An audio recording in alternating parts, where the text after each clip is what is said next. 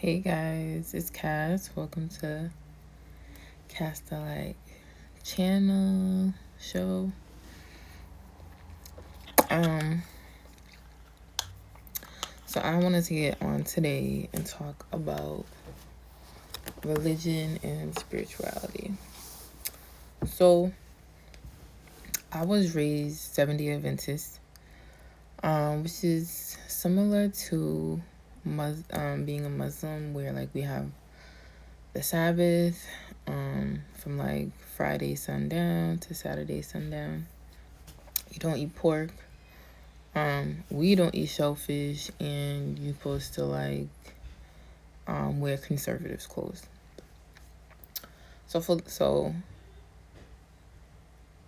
Um sorry, somebody just came home, so I got distracted. But so basically the difference. So through my journey, unlearning and relearning, I was one foot in, one foot out because of how I was raised. I was raised Christian, 70 Adventist, and I was raised by a single mom. So there's a lot of components where,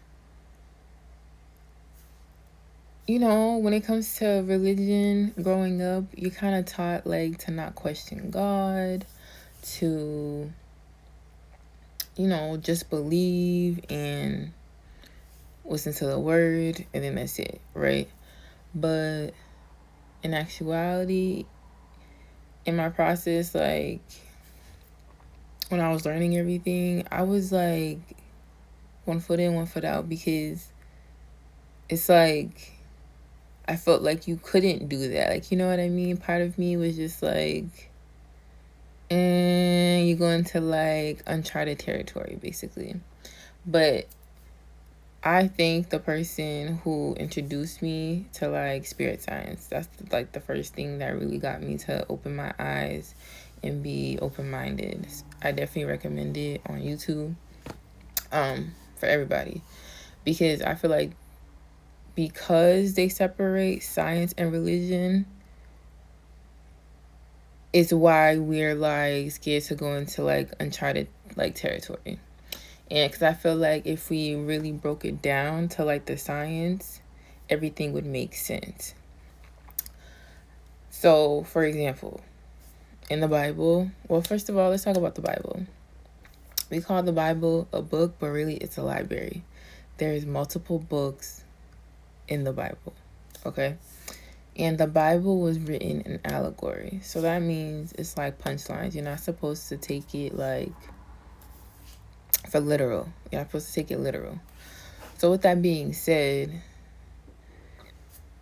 if you start to think about stuff, you know how they say God gave his only son. Who is his only son, right? Us, we're making a personification son is Jesus, but really it could be son, the sun outside. And really that would make more sense scientifically, because there's a lot of properties from the sun that makes us function as human beings and also Earth. So when I delved into that, it made me change how I think about everything.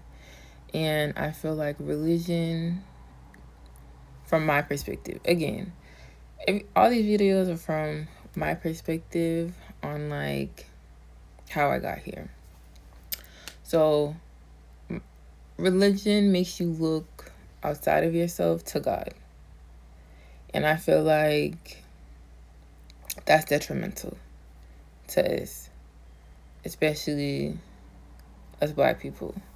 Because with the book and you just looking outside of yourself, you're not trusting yourself. And you're kind of going on this journey you're supposed to find out who you are.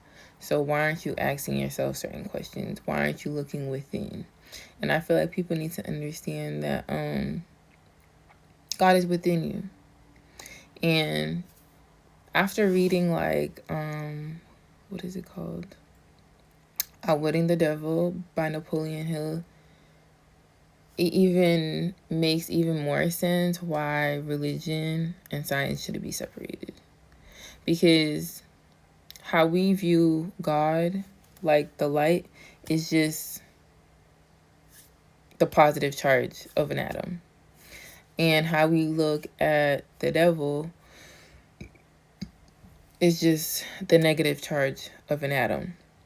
It's duality. And to create an atom and to create matter, you need both. You know what I'm saying? You need to have light and dark. And I feel like from religion, it makes you seek light, which is great and everything. But I feel like people don't understand that in order for you to be a light, you are surrounded by darkness. And that entails shadow work. And that's something that I feel like the spiritual community should speak more about. Because it's not just peaches and cream and sugar and spice and everything nice. That, like, you're not gonna go through things. You're still gonna have to go through ups and downs. It's just how you deal with it, how you handle it is gonna be different. And once you realize your true power, that God is in with it, like, is within you. And again, I do recommend go listening to that or reading that book, Outwitting the Devil by Napoleon Hill, because it really gives you a different perspective of how powerful you actually are. Because if you think about it, God is just light, or God is just positive, like the positive source that you guys call it, right? They cannot change their properties, if that makes sense. God being positive and light, and the devil being darkness and negative.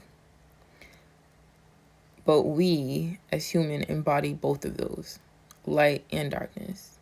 So we actually are quite powerful because we actually can use both to create and manifest whatever we want.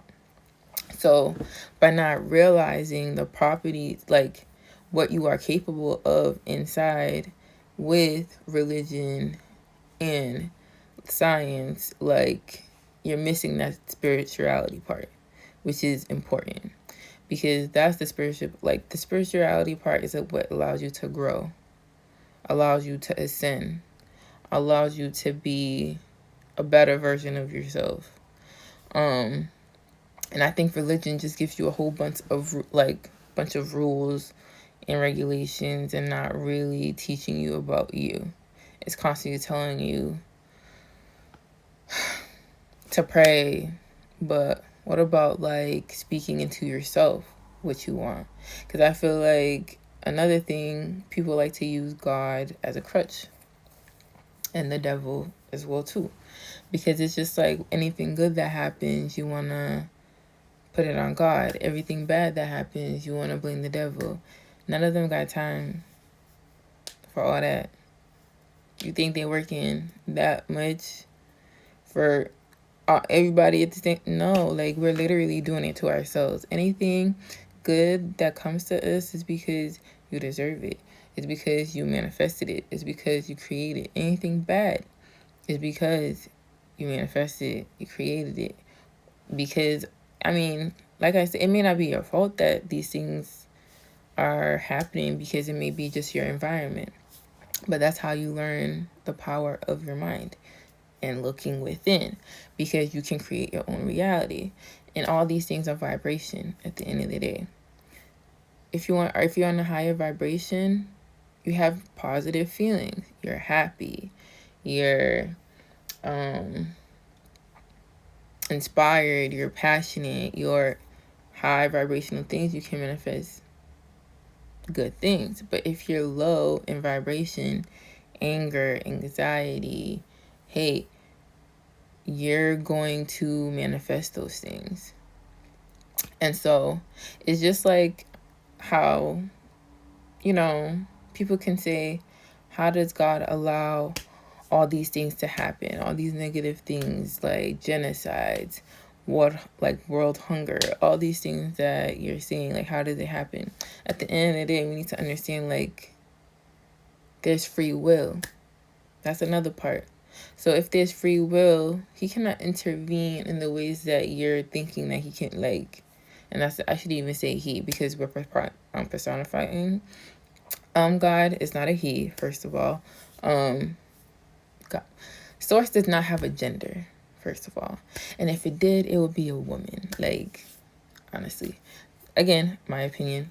But just going back to just, I can go on a little tangents and stuff, but just going back to, I feel like the point between religion and spirituality is that religion makes you look outside of yourself and to kind of look to something else for, or take credit for whatever's happening to you.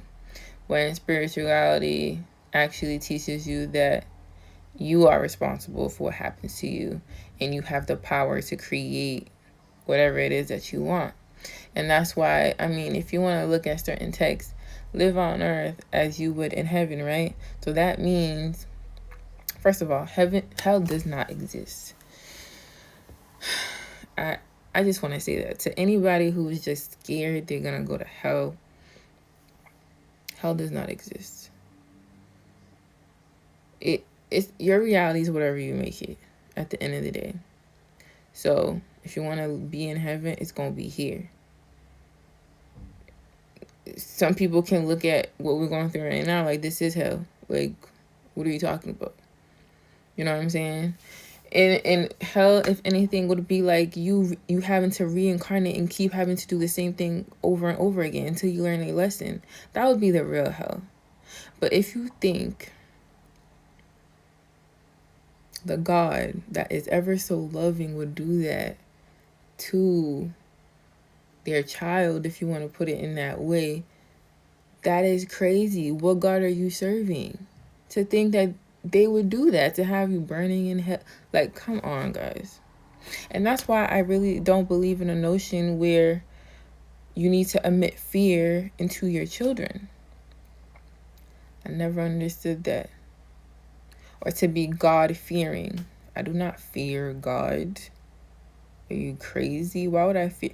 Fear is a low vibrational feeling. They don't connect.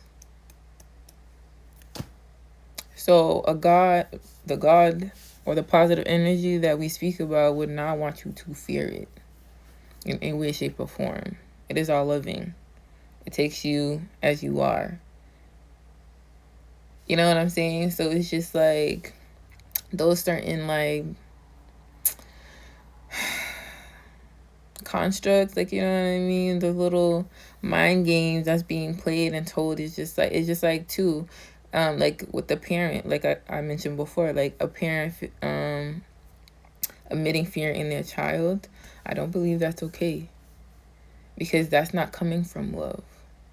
That's not coming from a positive place. Like, you know what I mean? Because at the end of the day, you're just here to guide your child,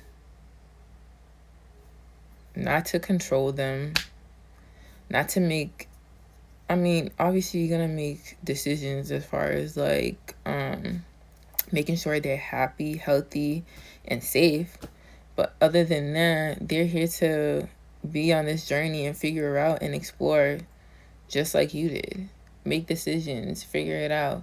And this goes back to like, I'm going on another tangent again, but like kids are the real teachers. And parents should be paying more attention and listening to their kids and getting to their childlike mind more, because that is really when you're more creative and can tap into your power. Because at the end of the day, they've been closer to source at this point than you have, because you've already been brainwashed. Your way of thinking has already been programmed. You know what I'm saying? Their mind is new. So actually take heed to what they're doing and pay attention to them and respect them, because I bet you could learn a lot. But yeah, so that's just my little thought and perspective as what it comes like to religion and spirituality.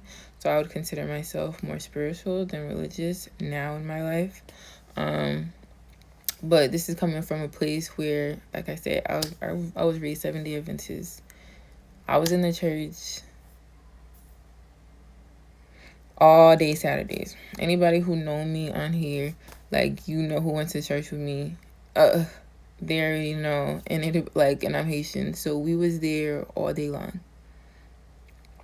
Choir, Pathfinder, all that good stuff. So this is me coming from a place of understanding of, like, I am a Christian and have been in the church, and I still have, like, certain respect for it. Like, I still believe that, you know, Jesus, the way you guys praise him is just like, Jesus is just an example of who, like, how you should operate, who you should be, the characteristics, who you would want to embody. But you're still supposed to be like who you are. You're not supposed to praise anybody. You're a God. We're all gods and goddesses. So my whole point is or my whole, like, seed that I want to plant is just to understand, like, your God-given power and to question things, and that you can question God. Why wouldn't you be able to question God? It's just like asking questions. It's just like wondering. It's just like exploring. You question, you wonder, like, and if this is really your God, he would not forsake you to question him regardless, because he is all loving, all forgiving, all this and that. So if that's really what it is, then that should align to what I'm saying. But other than that, please comment. If you have any comments, thoughts, please share them with us, with me. I would love to see your views and perspective. But other than that, I just want to say thank you for anybody who's been watching, liking, sharing, supporting. I appreciate you all. And I hope you like, share, subscribe, and I'll see you guys next time. Thank you.